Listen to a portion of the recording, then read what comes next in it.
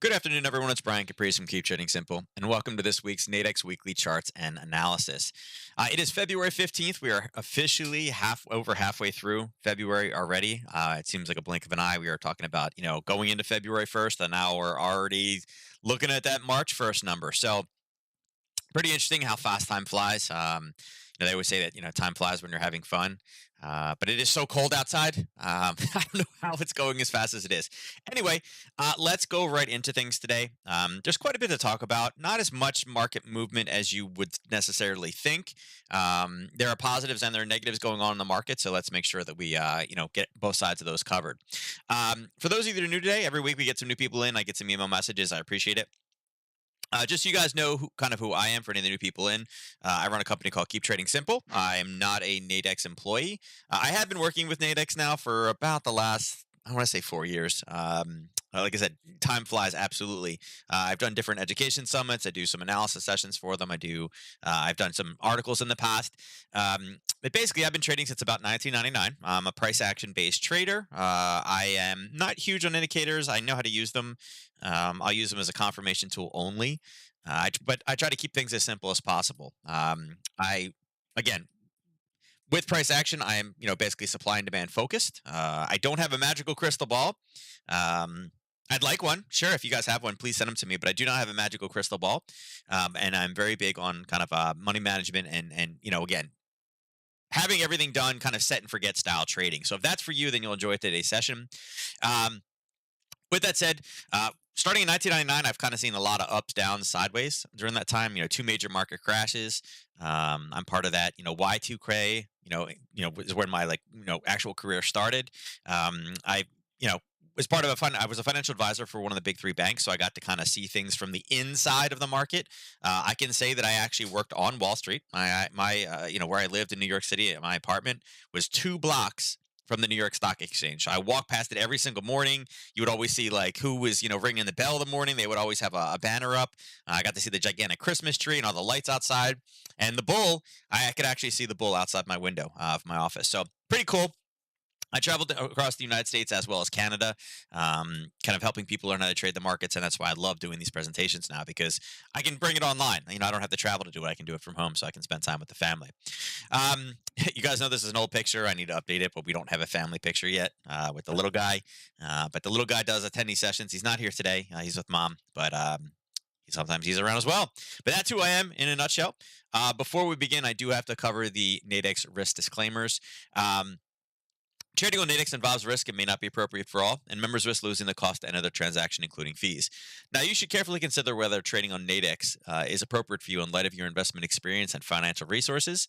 Any trading decisions that you make are solely your responsibility, your own risk. Now, past performance is not necessarily indicative of future results. None of the material presented herein is to be construed as a solicitation, offer, or offer to buy or sell any financial instrument on Nadex or elsewhere. Nadex is subject to U.S. regulatory oversight by the CFTC. All right, so that's always a big mouthful. When that comes through, hold on, I'm getting my alerts going off. Let's go here. All right, I just want to make sure I close everything down that I possibly can. Let's see. Do that there. All right, sorry about that. All right, there we go.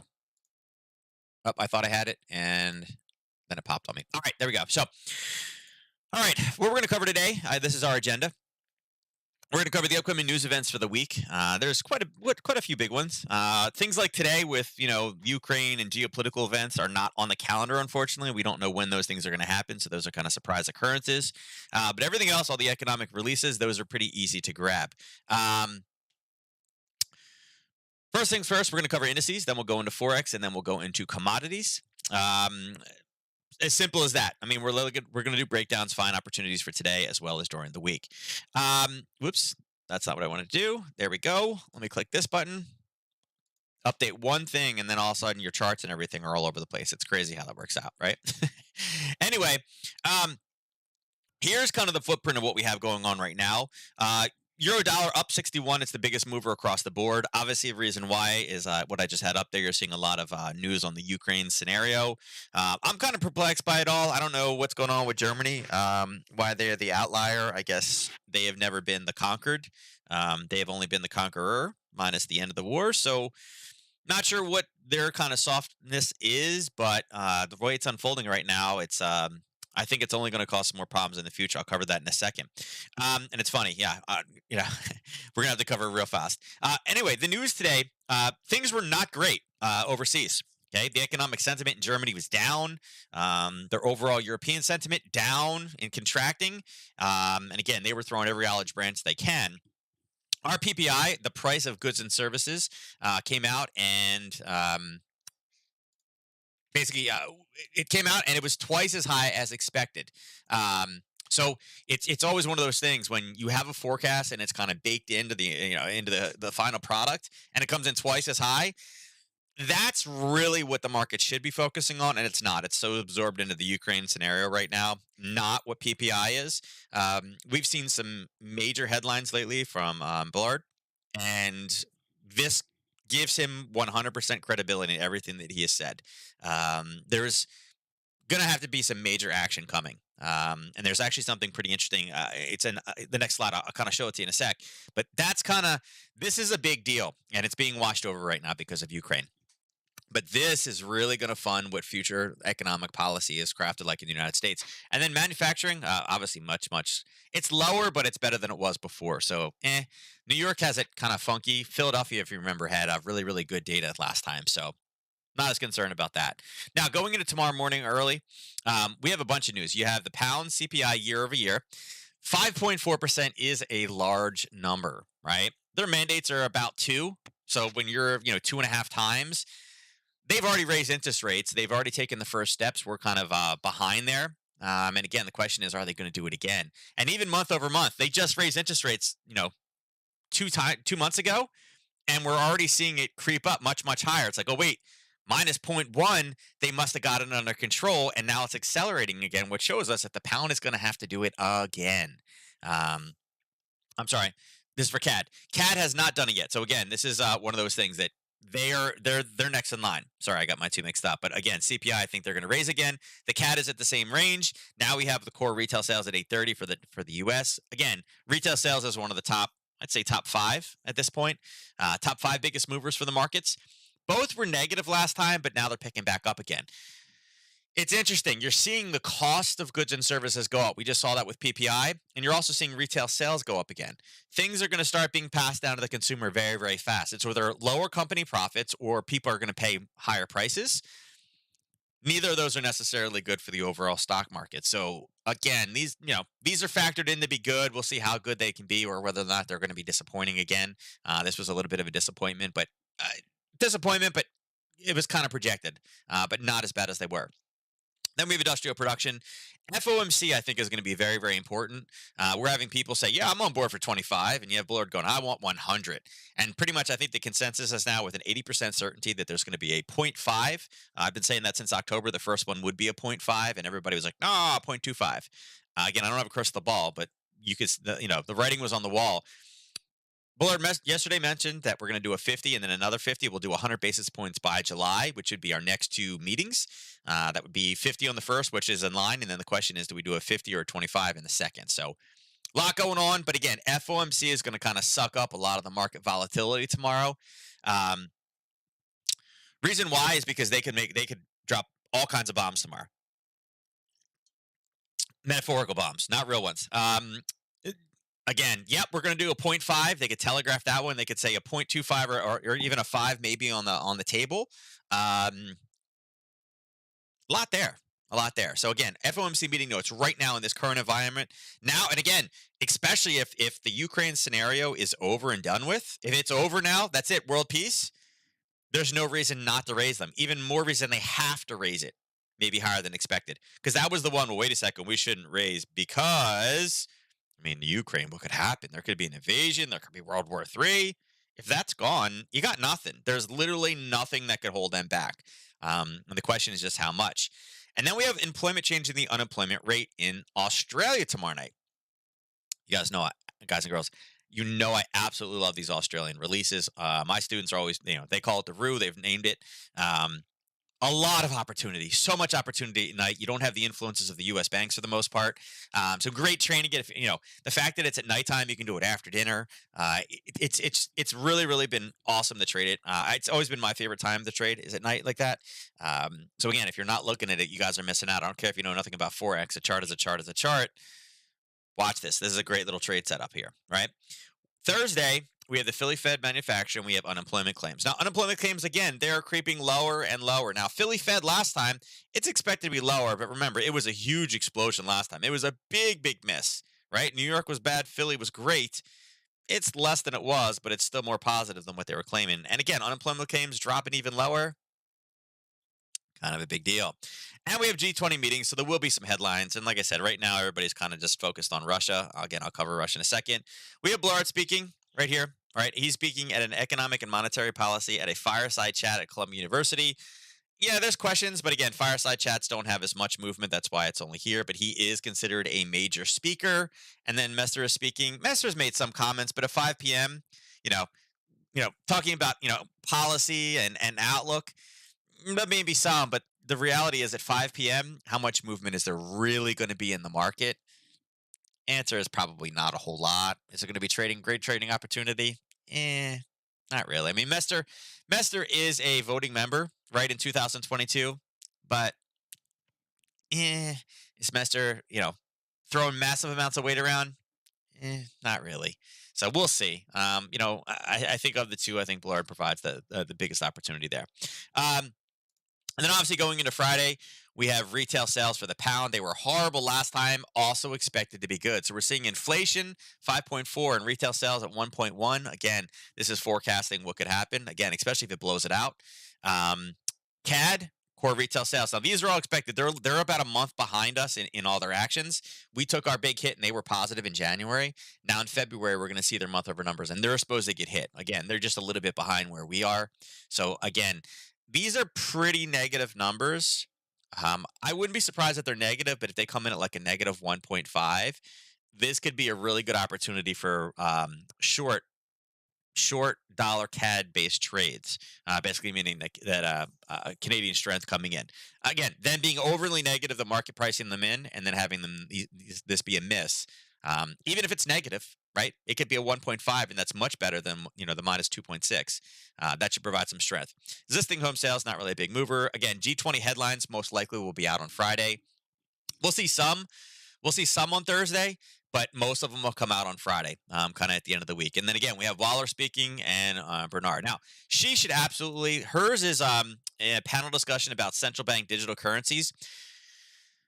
She's kind of been the champion on the FOMC board or committee or whatever you want to call them um, for the digital currencies.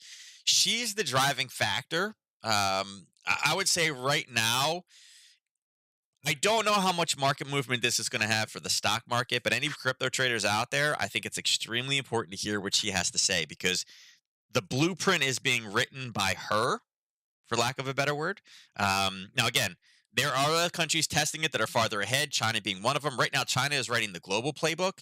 She's been very, very big on a digital dollar. And again, when she comes in, I think it's going to be some crazy swings inside of that market.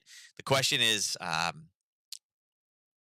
again, any crypto traders out there needs to be very, very wary about this one, what she says, because she is printing the blueprint. And again, it will affect the dollar and it will affect gold, right? But again, mostly it's going to affect cryptos, not necessarily indices. So watch out for that on Friday. So that's kind of it. And then again, Saturday nothing, Sunday nothing, and then Monday morning, because we don't speak again until Tuesday, we start getting into the flash services, manufacturing. Again, we get to see this German data. So as far as the headlines we've seen and why the market is so green today, obviously all the scenario, everything with what's going on with the Ukraine. And we heard that they were pulling back, right? We heard that they're pulling back. Schultz from Germany, right? Olaf, he says that NATO Eastern expansion is not on the agenda currently, right? Looks like NATO full membership is officially off the table. Now, that's not according to the Ukraine. The Ukraine before was like, no, we're still joining, but it takes a while to do it. It's not like an instantaneous, hey, you want in? Yeah, you're in, right? It's not like a secret handshake and an Animal House style spanking. It takes a little while to get in. So the Ukraine was creating agreements with the UK as well as the United States, mutual agreements back and forth. That's a way to circumvent it and still have the power. Because remember, the United States is basically the main. If the United States decided to pull out of NATO, NATO basically disappears. Most of the funding comes from us: weapons, soldiers, resources, money comes from the United States. If we pulled, it's gone. So, not sure what Germany's doing. But we've seen a number of different, kind of, it's funny, right? The Ukraine, articles like this, it's funny that Russia is now like, oh yeah, yeah, yeah, we'll do it. We'll do this. But when you look at some of the meetings, when you start talking over here, you have Putin saying, yeah, no, we'll see diplomatic solutions. Sounds good. They're not in. Okay, we'll go to but you know we need to resolve this question right now. Basically saying that no, you're never allowed to do that, but he's not going to give assurances never to go in, right? And now that he has the chink in the arm, he's going crazy. Now, what I find crazy about this is they've already taken and annexed one thing, and there was no repercussions to it. Like now, it's like, oh no, no, no, I'm going to take over the rest, and when they do, then what? Everybody's got egg on their face, and I don't, I doesn't, I think at this point, the United States and the UK just make a deal with the Ukraine. And again, we don't negotiate with terrorists, but it was originally the concern was don't join, and now what he wants to do is if you read some of this further, is this one? No, it's one of these up here. Basically, what he's doing now is he's saying, okay, they're not allowed in. Okay, I also want this. I want them to limit missiles. I want NATO and the United States farther away. They're not allowed to do that. Like so, now there's like five different things, and this is what happens. You give him an inch, he wants to take a mile, and he's getting everything he wants. And I feel like this is only going to embolden Putin even more. And so it's great that the markets are up. I mentioned it earlier that we have positive and then we have negative. And actually, in one of these broadcasts, I don't know which one it was. It was one of them over here. Is it this one? Basically, the United States has said that they've seen absolutely no troop movement whatsoever. That they said, the Russia has said that they've pulled away, but they've seen no troop movement whatsoever. Okay. And again, how do we know? Yeah, we got satellites. We can see if they're moving troops or they're not moving troops. Thus far, no troops have been moved. Even though they say, no, no, we're willing to, this. But at the same time, they're also, practicing blowing up ships in the sea. So one of those things, providing a positive force. But right now, is there anything currency-wise in the world that's going crazy, that's blowing it out? No, right? We have dollar weakness more or less across the board, and the dollar Swiss has moved 3 pips. What is that showing you? Globally, the world doesn't believe that it's anything because, again, if everything is solved, there should be more movement in the dollar Swiss. So just, keep some blinders on there. Be a little bit more cautious with it. Let's go across and let's start looking at some of these currencies for the day. So obviously, the VIX is down. I mean, it started dropping yesterday afternoon, and it's really since this morning is kind of baselined and kind of stopped. And again, a lot of this is the Ukraine situation. What's going to happen? Are we going to war? Are we not going to war? Remember, we got a briefing last week that we had 48 hours. Everybody get the heck out. Right now, we've passed that 48 hours. There has been cyber attacks against the Ukraine, which again, if they tie back to Russia, I feel like that should be cause anyway to protect us. They should protect themselves. But right now, obviously, with the VIX down, that sends all the markets higher, right? 8.8% is a big drop. And again, a lot of that started yesterday. There was that one spike at like 2 o'clock in the afternoon, and then boom, sharp to the downside. So makes sense why the indices are doing what they're doing. The dollar hasn't done much. At 9 o'clock this morning, we had a huge dollar rally, came up, grabbed this, and pushed right back down. We're exactly where we were from earlier this morning with the European Open. So not a lot of movement in the dollar. You would think, wait a second, we're averting World War III. There should be more, and there's not. Going across to the indices. Now, the indices are pretty excited. We saw early this morning, 3 o'clock in the morning, again, oh, we're going to pull things back. Oh, we found a solution. Great. We saw this large push higher. Okay. Large push higher. I mentioned earlier today, we have a 50, we have the 6180. It's kind of bouncing between these two. I like how we have a level of basing. I like this parabolic move. If we're unable to come to an agreement, what's next, right? Like, okay, they're not allowed in NATO, but we're going to create an agreement with them. Okay, wonderful. I think this all rolls back down. Above and beyond that, with the PPI numbers, they're definitely raising interest rates. It's probably going to be more than most people expect. That should also lead the ES to come crashing down. The way that this area has supported itself, again, pushed it deep, pushed it deep. For me, I'm looking for a drop of this level, and I think this is going to be a decent, and again, you can put it on the 50 if you want, just to make it easy. 44, where's it at? 44.37-ish level, right? Add an alert in there. Again, that shows us that we've broken through the base here. We've broken through the buyers, and there's really nobody else confirmed until we get all the way down to the 43.95. So I think it's a decent rollover. Does it come today? We may be able to stabilize it, right? We may start chunking back down again. And again, we typically wait for a confirmation for one of these kind of Harry Potter trades. I think it's decent, right? Is it the best trade out there? I think there's probably some better ones, but there's been a couple ways to get into this one short. Even if you took the morning kind of sell up here, again, you'd already be short. We got to kind of clear that level. So decent, right? 1.2 through, hey, reverting World War III sounds great. Indices should go higher. Everybody's missing that PPI number that basically came in twice as bad, and that cost hasn't even gotten pushed out to the consumer yet. So I think that needs to be talked about. NQ. NQ had the same thing. Now, this one had a much better setup that I like this morning. Right around that 7:30, 8 o'clock window, we were actually in here, and there was actually an opportunity at 10:30 to get into it as well. Talked about 14,550. This was a 50% retracement from last week till, what was it? Yesterday actually would have been the low on that one. Seeing it come up, it hasn't pushed all the way down. Now, hopefully, it can clear this last area of buyers. It's already up over a 1-to-1. It made it to about a 2-to-1. I would say I'm not super concerned at that one until we really get back down to really kind of this level here is where I would say that we got to watch out, and this would be our kind of profit target to the downside. Sitting at, yep, 14,265. And like I said, we got FOMC tomorrow. Can FOMC talk about, yeah, we're going to go with a 50% raise and we're going to potentially keep something more on the table? Absolutely. Could the market prepare for that? Sure. So, I mean, fundamental reasons why, this is the one thing about trading. I love just standard trading. I think it's great. I love FOMC. I love economic news releases. I hate geopolitical events because they're not really something you can plan for. You don't know how people are going to take them. You don't know exactly what, who's going to swing what direction, who's going to invade, who's not going to invade, who's going to send missiles. I mean, remember, there's been, history is littered with, not opportunities, but history's been littered with things like this. Remember, you know, I understand Russia's kind of standpoint on this whole thing. They want security. They're a country that's been attacked and invaded throughout history many, many times. The Mongols, the Germans were basically on the steppes. Thank God Hitler won at Stalingrad, because if he didn't, God knows what would have happened differently. So I understand their assurances and the things that they want out of it. But, geopolitical events are one of those things that you just can't plan for. As that good feeling rolls out today, I think this one continues lower. And again, with FOMC talking about raising interest rates because we are at 40-plus year highs with no end in sight, and things are getting worse, and they're broadening into other areas, other avenues. Yeah, I think finding short targets are really what's best. And again, this one is already in its move. This one had a little bit higher. The 61.8 was there, and again, it got really, really choppy. The 930, it spiked up, spiked down, came right back up to it again, and grabbed it. We're looking for this one short, and it does have kind of that same scenario where around the 50% we had some basing. This one took off and actually broke through the 50 at 3 o'clock in the morning. Low volume. It's not really the best opportunity to trade. The indices at 3 o'clock in the morning. It moves, but the low volume, it's just not there. So we were looking for short. This one was a little bit choppier around, which kind of makes sense. But it is the weakest. So if everything starts to roll, this one probably has the most to move.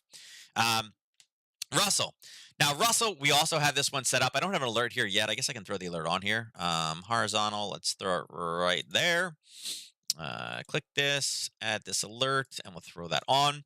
So Russell, I like how this one really came down and pushed, and it started the U.S. session at that level, right at the very, very bottom. Okay, it's not a coincidence that both this candle here and this candle have the exact same bottom.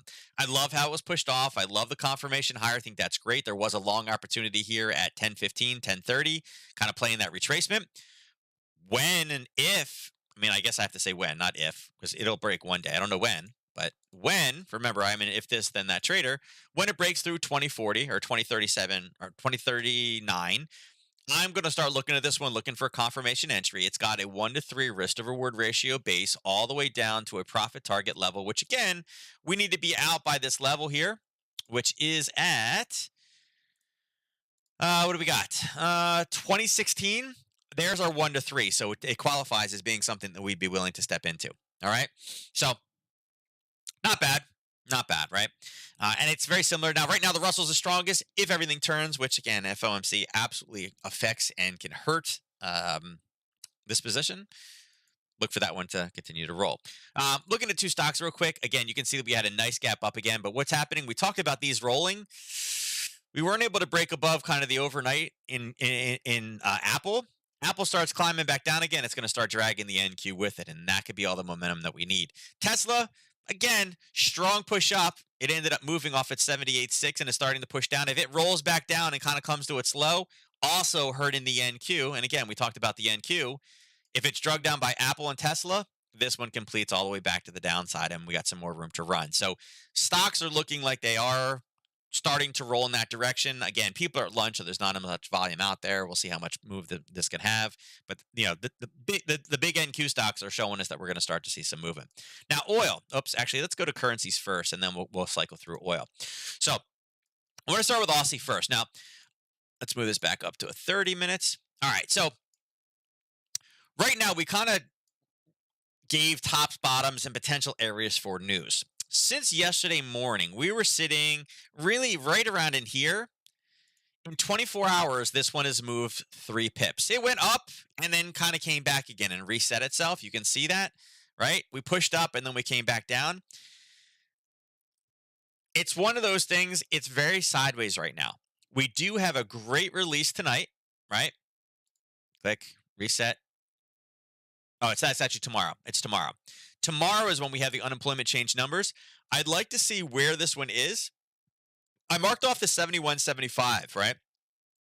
If we're able to kind of cycle up, like we get some dollar weakness today, if we can cycle up, that could be a good news-based opportunity. Now, news is bonds. Where is it? It's in here somewhere. Retail. It's actually just, let's see. I'll put a line on it just so I can visually show you guys.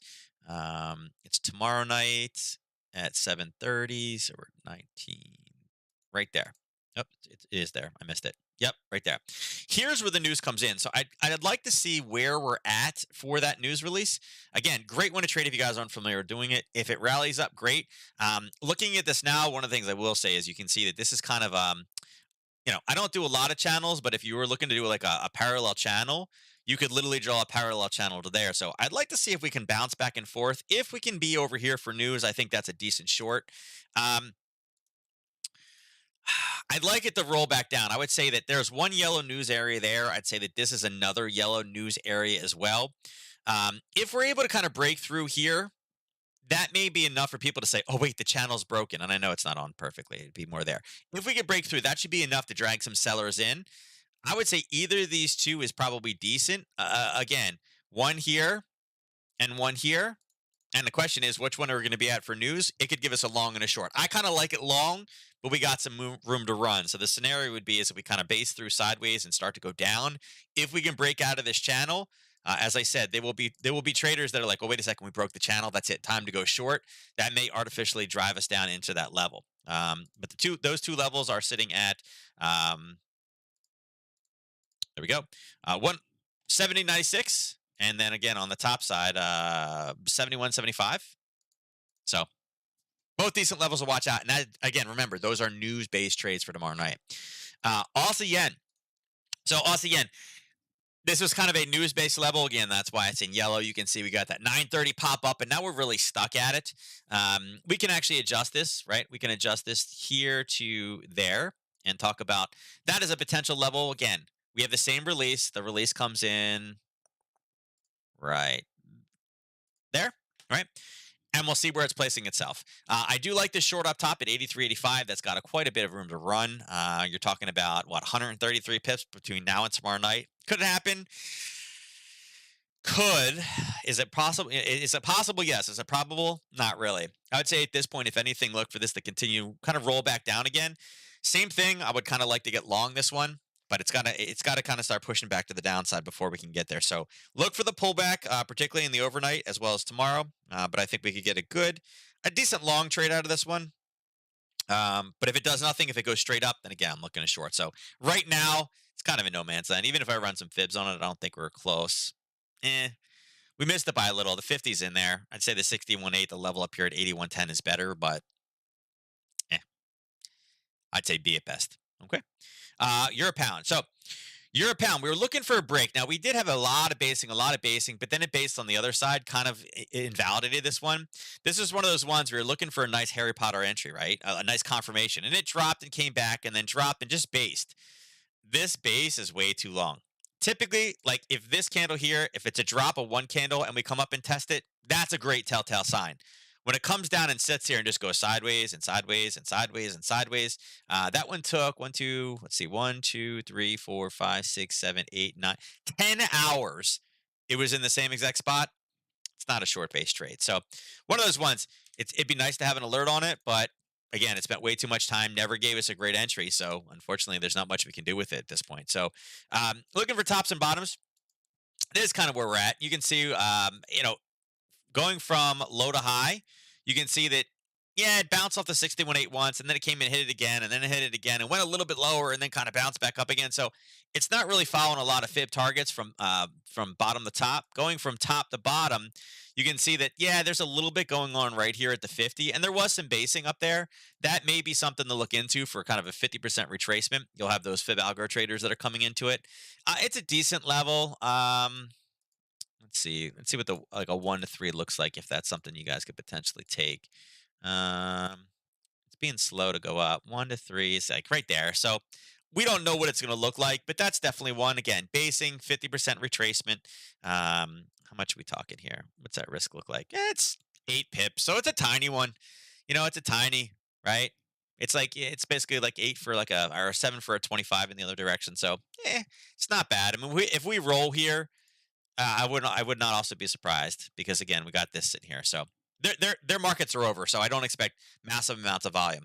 Um, you know, but let's see. Let me adjust this just a little bit. Right there. That's a 1 to 3.1.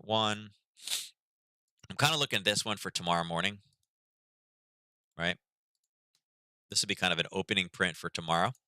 If we can kind of just mess around up here, this could be a European based trade tomorrow with some of their news. Okay. 84.11. But as far as longs go, I don't really have anything until much, much lower. I mean, I guess there could be the case made that, listen, this bounced around, right? That would be a full retracement all the way back down. Again, it bounced and it touched and went. It didn't go very, very fast. But I would say that if you're looking for something long going into news, that would be an area down here at 83.52. Okay. All right. Euro yen. So Euro yen top to bottom. It did, we had a profit target a little bit lower. It had the same thing. It did have a level of basing. It did spike off. It did retest. So it is a level that we are going to mark off. Right now, we're not really close to it. And again, taking some fibs on this one, it's contracting a little bit. You can see we didn't really get into the 50. It was close. It's also kind of right here. It's not really in the middle of anything. So it really doesn't do anything for me. I would say right now I'd be looking for long opportunities when we come down to 130.26. And again, this top, it's decent. It's not bad. Let's see. Let's measure it real quick. It's 21. Let's see if I can shrink it just a little bit. Yeah, I can shrink it. We're gonna go there.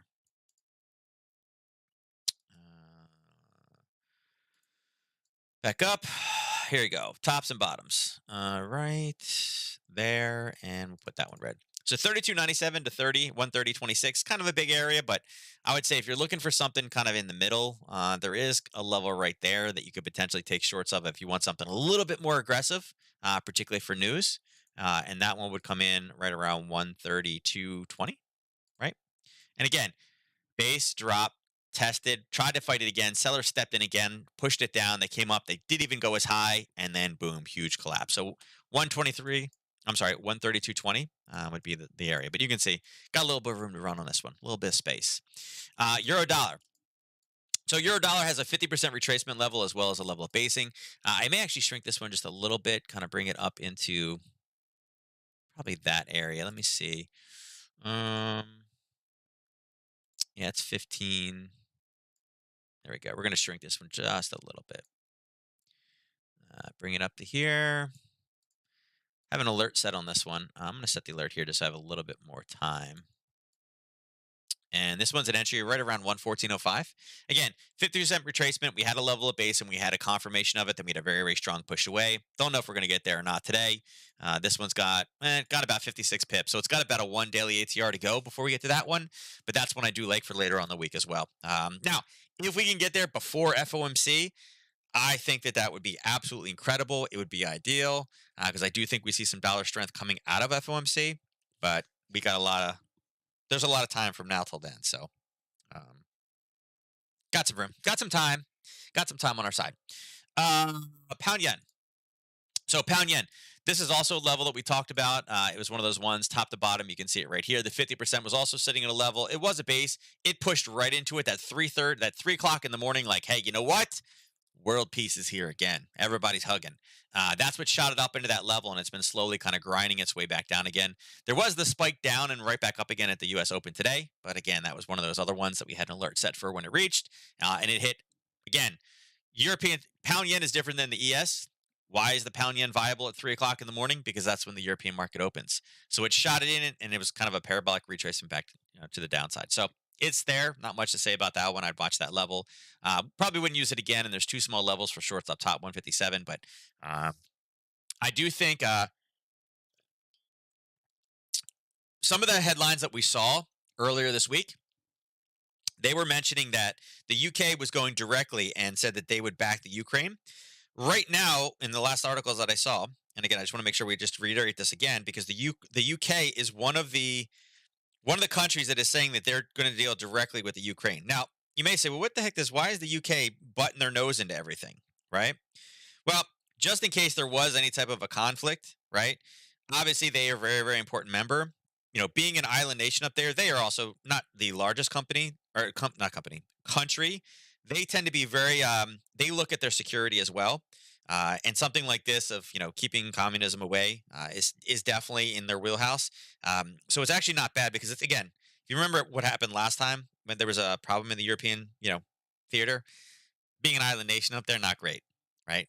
They have a navy. Russia has a much, much bigger navy. If they get emboldened and they start to push out, you see where it's a problem for the UK, right? But they said that they can deal directly and they would support, which is a great thing. So there's the pop. We saw that nice little pop, and now it's pulling back as it's kind of dwindling away. We'll see if it continues to push to the downside. Pound dollar, kind of similar. You had the same 930, right? 930 punch down. This one also, we have an alert set on it, 134.17. It's a level that we've hit it a few times. Didn't want to look down.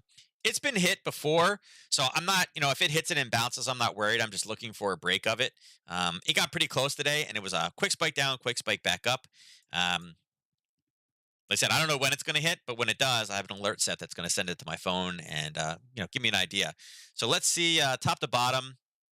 I would say this is another one of those ones where if we look for a 50%, it has been tested once already. Now, again, remember on this test, though, we actually didn't know. We would have had it drawn to here, and that's close enough that, yeah, you should have been entered. But now we know that it's right on. I would say this is probably good for one more hit, right? I'd say that 135.63 is probably good for one more hit. It's obviously already moved its 1-to-3 risk to reward ratio off its first, so this is hit number 2. Not as high quality as hit number 1, but that's something we mentioned yesterday morning. I think that was yesterday morning. Yeah. Oh, excuse me. Sorry. The little one is keeping me up again. But I think 135.63 is pretty decent. And then again, we still have a level up top that we need to watch out for. All right. So don't know when it's going to hit. I do like this one short. If we can be sitting in this level tomorrow before FOMC notes, like if we come down and then start the base sideways, love this one for a short. Think this one is great, especially with, hey, listen, we're going to raise it 0.5, right? Remember, the UK did 0.25, 0.25. If we slam in a 0.5 just like that, bam, that means our currency is up there in the playing is where people want to put their money to get an interest rate back again. That's some dollar strength. I know the market's got it factored in, but it's one of those things that 0.5 is so big. And if they mention what they could do again after that, it's like bam, bam, like 1-2 punch, right? So I like that one. But look for the pre-market movement. It's going to be the telltale sign. Now, dollar CAD.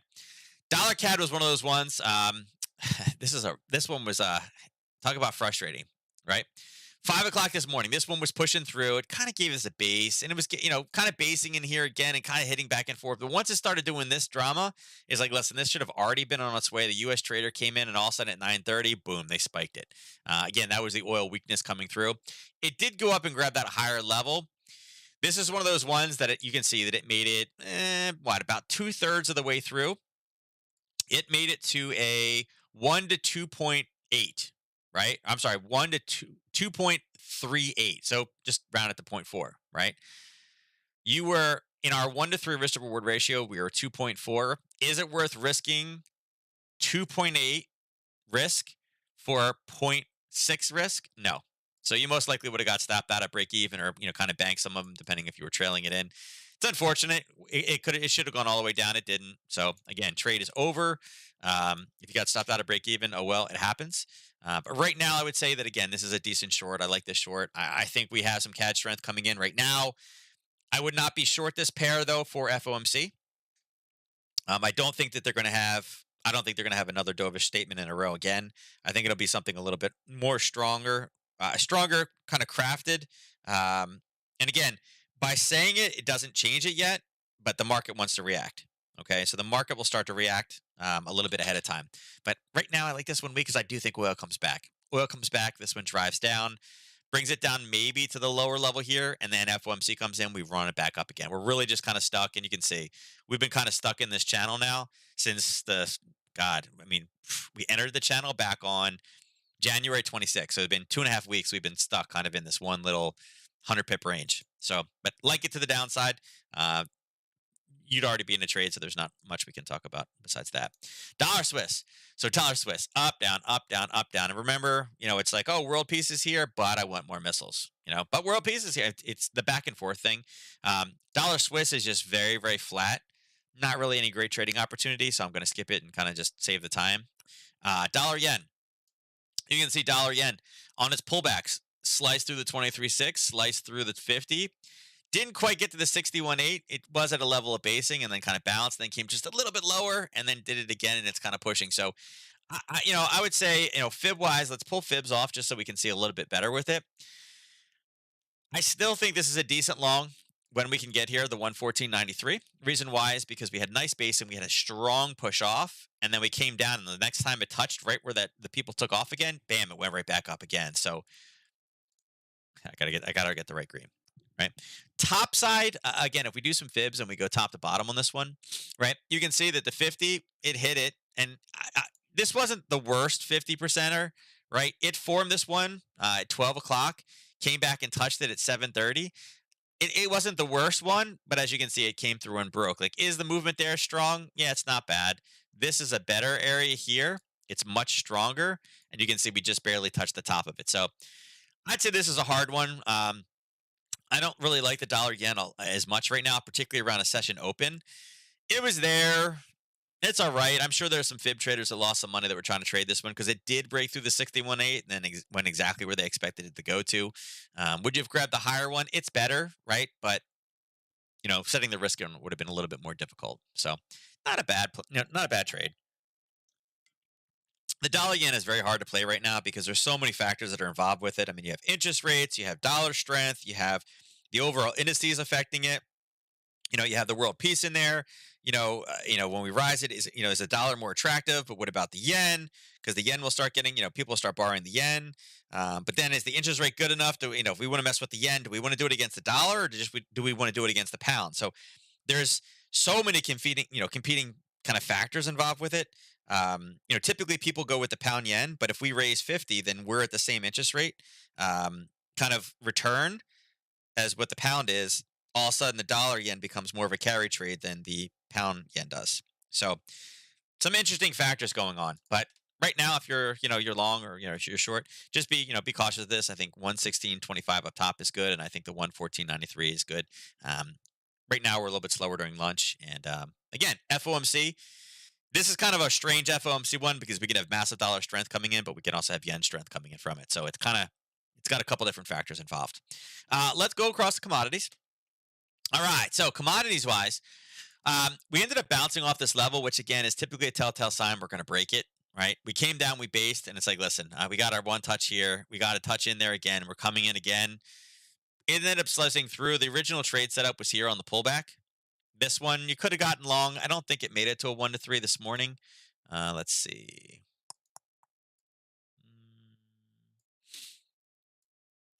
1 to 3 is right there. Close. Super close. Made it to, this is a 3.1, and you can see it didn't hit. Let me see if I can get it right on. There you go. That's dead on. Yeah, you can see you just missed it. Just missed the exit. So, you know, I think it's nice that now we have this agreement. It still doesn't solve the fact that demand is increasing and OPEC is not increasing as well. I mentioned it earlier today. Also, one of the things that is not really talked about is even if not so. Right now, if you think about where are the winners and losers from the whole Ukrainian crisis coming from, right now is 100% Russia. It's 100% Russia is winning. Here's why. So if they get the assurances that, hey, listen, we're never going to attack the Ukraine, we're going to leave it wide open for you to take over, right? We're going to leave it wide open. No NATO. Now you're going to get less missiles. You're going to get everything that you want. Understand that even just since January 1, I think we figured it out. Just simple math. We rounded down so it's more conservative figure. Russia has made $8 billion just in the price of oil so far, right? Just since the beginning of the year, $8 billion. They can build themselves another aircraft carrier. Actually, more than one aircraft carrier, right? Just with the money they've made in oil because of the way that prices rose from this whole thing. So, is this a way to pad their coffers? Absolutely. So don't be surprised if this continues to go higher. I think this is a buying opportunity as it comes lower. Is it turning at the amazing spot? No, but there was your pullback. I mean, it kind of makes sense. It was a 78.6. It was also a level where price pulled back on this impulse correction, impulse correction, impulse correction, impulse. It went off that level. There were buyers there, and you can see it's taking off in the other direction. So, you know, I think oil goes higher. Do we break 95 again? I don't know. But remember, it is Tuesday. We do have an API oil inventory report coming out today, and we do have that tomorrow, right? We have where is it? Crude oil inventories. We don't have a forecast yet, but last time there was a huge down draw. So, question is, if we have this big down draw yet again, what does oil do? Most likely it positions itself back higher. But I think at this point, now that we've broken through 95, I think you got to say that 94.50 is right here. I think you got to say 94.50 is on the table for this week. Right now we're at 92. You're like, well, wait a second. We're going to jump $3? Yeah, $3 is basically the move we had today. Today was 274. Can we move that by the end of the week? Yeah, absolutely. So I think got to find some opportunity because being down 2.89%, great. Seeing that, cost of shipping and inflation and everything is really, really high, I think you got to look at it this way. Look for long opportunities. Natural gas. Natural gas is up to 225. And look, it's pulled back. It's up 229 today, and it's done this entire pullback. Again, the 8 billion. Russia is the number 2 energy producer in the world because of natural gas and oil. We just talked about the oil prices. God knows how much they've made since January. Now this is more down. Actually, let's see. January we were down here at 350, right? So they've made another 75 cents on this one. I don't even know how to calculate it over here. They've made even more money off of this. Now, not as much as they were, but a lot of this is wait. We're gonna do sanctions. Okay. You're not allowed to sell your natural gas? Ooh, that hurts. Okay. Now, I don't know if that has to do, again, natural gas is one of those things that is a very sensitive number. It is definitely higher than what it normally is this time of year. It is very, very sensitive for Europe. They use a lot of natural gas, and it all comes from Russia. So, or most of it comes from Russia. So there is kind of that. That could be what's leading some of Germany to have the statements that they're saying. Funny though that oil is getting hammered, right? But natural gas is really more kind of what matters, right? Natural gas is a big thing for Europe, and prices are going higher, showing that listen, it's there. Now gold taking it on the chop. So yesterday morning we mentioned gold because it was one of the big movers. We mentioned 1880, and I missed it by one. It made it to like 18. What was it? 18. Yeah, I missed it by 50 cents. 1879.50 is what it made it to. I missed it by 50 cents. And you can see the big drop, and we talked about having another opportunity here to take that short. Now, after a big move in price, we tend to be a little bit more cautious. We were hoping for a rollover here. The trade setup would have been here was number one. We haven't gotten an entry. It literally spikes down and comes back up again, spikes down and comes back up again. So we haven't gotten the second entry, but I think gold gets itself down to 1835. FOMC, I think, is also going to be bearish for gold. It's already starting to pre-position now. But I do think that this one comes back down and probably, I don't know how bad it's going to be, but we'll see where it's positioned ahead of time. I do think gold continues to come lower. I think a lot of this was the pre-selling, but yeah, it's always unfortunate when you miss it by just such a 50 cents, right? It's a 1800, 1880, and I missed it by 50 cents. Drives you crazy, but with it basing right below like that, you're like, yeah, just go. That's why sometimes using things that you're close on are better than being 100% right, right? So this one's good. Again, silver, gold's down 1, silver's down 2.3. Makes complete sense. This is a level we marked off before. We talked about 24 being the major. I don't know if you guys can see this on the right hand side. I can read it to you. Talked about the level that it was in here. And again, we marked this level off and said, be cautious of it. 24 is going to be a huge psychological number. It protected itself right here. And then we talked about, breaking 24 would be the big deal. It has to break 24 to go any higher. And if it can't, watch for it to fall big. It got to $23.98, 98.8. So this one missed 24 by 1.2 pennies and then rolled back down. So again, that was a level we talked about before. We can delete some of these. Let me pull these off. I don't need that one either. Oops, that was a fib number, obviously. Yeah, I don't need the fibs on that one. There we go. So downwise, I think 2283 is really the target that we're looking for. Do I want to get into this one now? Do you want to get short after it's down 2.33%? Not really. Not really. It's okay, right? But most of the movements already happened. We gave you those numbers yesterday morning, so hopefully you were able to grab them. Scrolling down, let's see what cryptos are doing. Like I said, we talked about a level here. We hit the level, we pulled back and started the base. That tells us it's going to break. It did go a bit higher, went up to the 61.8. So at this point, I would move this one down. All right. I would take this and say, okay, listen, we were looking for a short, but we do have this parabolic move. We do have a base, and it is a prior level of a 50. So we don't need this one here. We weren't interested in taking that. I'd say there's probably a short trade here for crypto traders if we have a break of what? 43, 423. Look for that to go lower. I definitely, if you guys are trading crypto out there, with Bernard speaking Friday, definitely look for some type of rally in price before she speaks. I would look to get short more than anything else. Ethereum would be the exact same way. Ethereum had a level. We had 2 touches. This one ended up blowing through. Again, this was a late last night thing, and it came back up. And grabbing the sellers right here. There's a wick over wick, and that's what it grabbed. I would say kind of the same thinking on that one, right? If you can get short before she speaks, probably not a bad idea.